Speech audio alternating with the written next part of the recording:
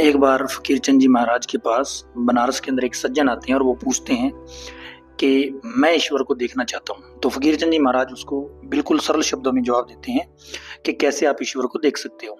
तो वो उन्हें बोलते हैं कि ईश्वर सर्वशक्तिमान है और ये कहा जाता है कि वह सारी सृष्टि को पैदा करता है। सब लोग सदा यही कहते हैं कि ईश्वर मनुष्य के अंदर है। इसीलिए ईश्वर का जो स्थूल रूप है वह मनुष्य का अपना वीर्य है।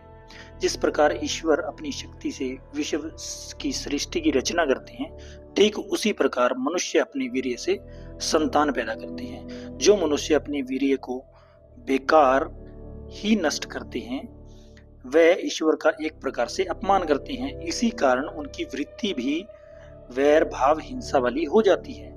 आप ईश्वर की पूजा किसी भी रूप में क्यों न करें, यदि आप अपने ईश्वर के स्थूल रूप यानी अपनी वीर्य की रक्षा नहीं करते हैं, तो यकीन मानिए आपको कभी भी सुख और शांति नहीं मिलेगी। जिस ईश्वर की आप पूजा करते हैं वो आपको दुखों से बचाने के लिए नहीं आएगा।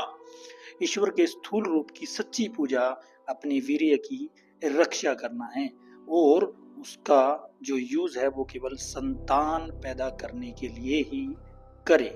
मनुष्य के अंदर ईश्वर का सूक्ष्म रूप उसकी विचार शक्ति है, इसलिए विचार को सदा शुद्ध रखें। ईश्वर का तीसरा रूप है प्रकाश। प्रकाश के बिना कोई भी चीज इस पृथ्वी पर टिक नहीं सकती। प्रकाश सब चीजों के अंदर ईश्वर का कारणात्मक रूप है। अतः हम कह सकते हैं कि जो ईश्वर है वो मनुष्य के अंदर, सब प्राणियों के अंदर तीन रूपों में रहता है। उसका जो पहला रूप है वो आपका मनुष्य के अंदर वीर्य रूपी मनुष्य का वीर्य है, दूसरा रूप मन या विचार है और तीसरा प्रकाश है।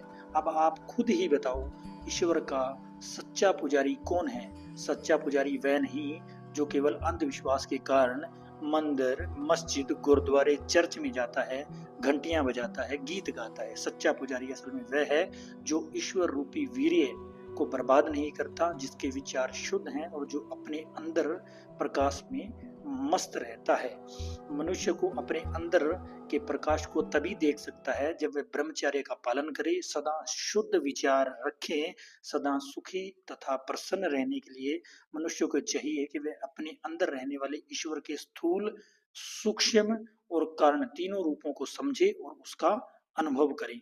सभी को मेरा प्रणाम।